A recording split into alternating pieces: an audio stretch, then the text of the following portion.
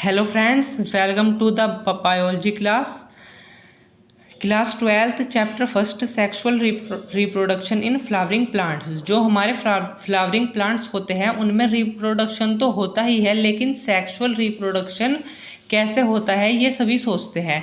तो देखिए वो फ्लावरिंग प्लांट्स में ही होता है। इसमें हमें सबसे पहले पढ़ना होता है फ्लावर का स्ट्रक्चर। देखिए ये फ्लावर का स्ट्रक्चर है, ये पेडिकल है यानी कि फ्लावर की डंडी, ये है थैलेमस जिस पर पूरा फूल टिका हुआ होता है, ये सेपल है। आपने देखा होगा कली के खिलने से पूर्व उस पर कुछ ऐसे ग्रीन रंग की ऐसी सेपल होती है, उसको हम कैलिक्स भी बोलते हैं।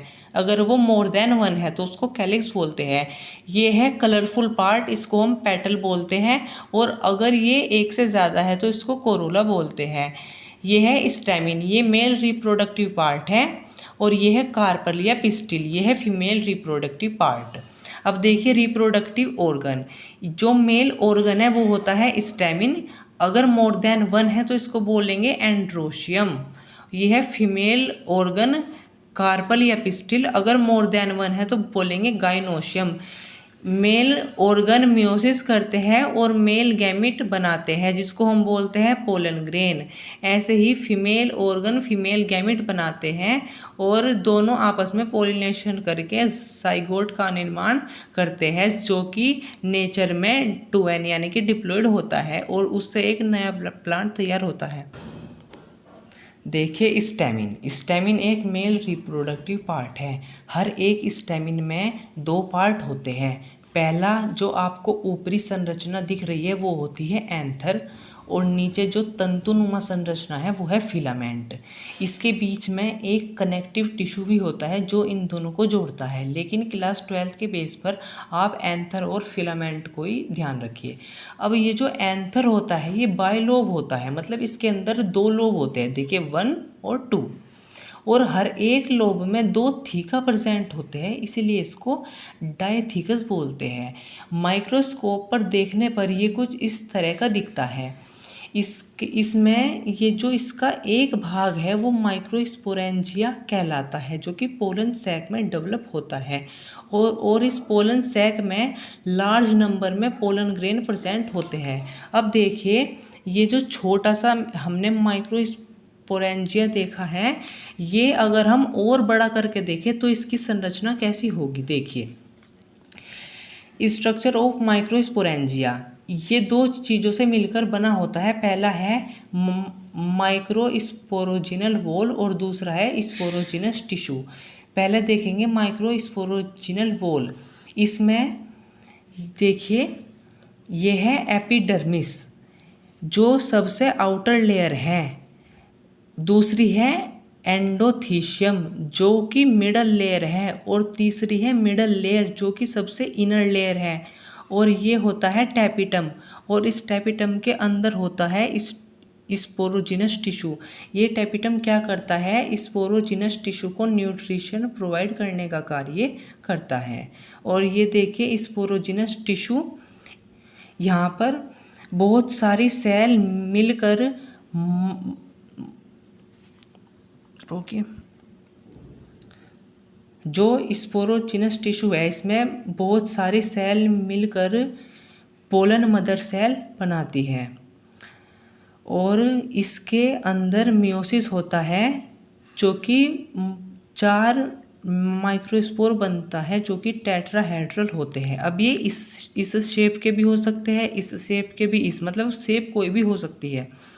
और ये जो 4 माइक्रोस्पोर टेट्राहेड्रल है ये मेल गैमेट पोलन ग्रेन का निर्माण करते हैं। जो मैं नोट्स आपको दिखा रहा हूँ उनमें कोई भी रट्टाफिकेशन वाली चीज़ें नहीं हैं। अगर आप नोट्स समझेंगे, ये शॉर्ट नोट्स है, आप खुद ब खुद पूरा चैप्टर हल कर पाएंगे। अब देखिए पोलन ग्रेन, सबसे पहले मैं आपको बता दूं पोलन ग्रेन जो स्टोर्ड होते हैं वो होते हैं पोलन ग्रेन बैंक में। और डेफिनेशन आती है कि माइक्रोस्पोरोजेनेसिस क्या है, तो देखिए माइक्रोस्पोर मदर सेल से माइक्रोस्पोर का बनना, इस प्रोसेस को ही माइक्रोस्पोरोजेनेसिस कहते हैं। देखिए ये दिखता कैसा है, इसकी आउटर लेयर होती है एक्साइन और बीच में होता है न्यूक्लियस और इनर लेयर होती है एंटाइन। इसकी शेप देखिए स्फेरिकल होती है तो लिखेंगे स्फेरिकल शेप। इसका जो डायामीटर है वो 25 to 50 माइक्रोमीटर का इसका डायामीटर होता है। इसकी 2 वॉल होती है, 1 2। जो इसकी आउटर लेयर है वो होती है एक्साइन, देखिए आउटर लेयर एक्साइन है। जो इसकी इनर लेयर है वो होती है एंटाइन, देखिए ये एंटाइन है। अब जो इसकी आउटर लेयर एक्साइन है वो बनी हुई है एक पर्टिकुलर मटेरियल से जिसको हम स्पोरोपोलेनिन कहते हैं। ये एक बहुत ही हार्ड मटेरियल है। और जो हमारी इनर लेयर है वो बनी हुई है सेलुलोज प्लस पैक्टिन से। अब इसमें न्यूक्लियस का क्या काम है, देखिए इसमें न्यूक्लियस का ये काम है, न्यूक्लियस शो करता है माइटोटिक डिवीजन। और ये 2 तरह का डिवीजन शो करता है, पहला है वेजिटेटिव सेल और दूसरा है जनरेटिव सेल। देखिए ये यहाँ पर इसमें छोटे छोटे पोर होते हैं। ये जो वेजिटेटिव सेल है ये साइज़ में तो बड़ी होती है, देखिए ये है वेजिटेटिव सेल साइज़ में बड़ी और ये नीचे है जनरेटिव सेल, ये है साइज़ में छोटी। देखिए ये साइज़ में बड़ी होती है और इसमें लार्ज साइटोप्लाज्म और रिजर्व फूड मटेरियल स्टोर्ड होते हैं। अब देखिए 16% जो एंजियोस्पर्म प्लांट्स होते हैं उनमें 2 सेल स्टेज पर ही पोलिनेशन होता है, लेकिन कुछ टाइम ये 3 सेल स्टेज पर भी पोलिनेशन कर देते हैं। अब जो आपने वेजिटेटिव सेल का तो काम सीख लिया, लेकिन अब जनरेटिव सेल क्या करती है, वो दोबारा माइटोसिस करती है और दोबारा 2 मेल गैमेट का निर्माण करती है। अब देखिए फीमेल रिप्रोडक्टिव ऑर्गन कैसे बनते हैं। इनको हम पिस्टिल या कार्पल भी बोलते हैं। अगर एक कार्पल हुआ तो हम बोलेंगे मोनोकार्पिलरी, अगर 2 कार्पिल हुए तो बोलेंगे बाइकार्पिलरी और अगर 2 से ज़्यादा हुए तो बोलेंगे मल्टीकार्पिलरी। अब मल्टीकार्पिलरी में भी 2 तरह के होते हैं, सिनकार्पस एंड एपोकार्पस। जो सिनकार्पस होते हैं ये फ्यूज़ होते हैं। अब हम इसे कैसे ध्यान रखेंगे, देखिए आप अपने दोनों हाथों के फिंगर को एक जगह मिलाइए तो फ्यूज़ हो जाएंगी और आपकी एक हाथ की फिंगर बिल्कुल फ्री है, तो आप ऐसे इनको याद कर सकते हैं। इसका एग्ज़ाम्पल है पेपेवर और इसका एग्ज़ाम्पल है माइकेलिया। अब देखिए फीमेल रिप्रोडक्टिव पार्ट में कितने होते हैं, देखिए सबसे जो ऊपरी पार्ट होता है स्टिग्मा, स्टिग्मा पर पोलन ग्रेन आकर बैठते हैं, देखिए ये पोलन ग्रेन बैठे हुए हैं।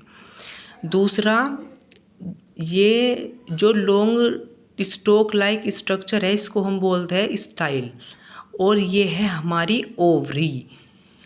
ओवरी में जो ओव्यूल है वो प्लेसेंटा से अटैच होता है और जो ओवरी में ओवेरियन कैविटी या जिसको लोक्यूल भी बोलते हैं वो प्लेसेंटा के अंदर प्रेजेंट होता है, इसलिए ओव्यूल को हम मेगास्पोरेंजियम भी बोलते हैं। यहाँ पर भी वही लिखा है कि ओव्यूल इज कॉल्ड मेगास्पोरेंजियम।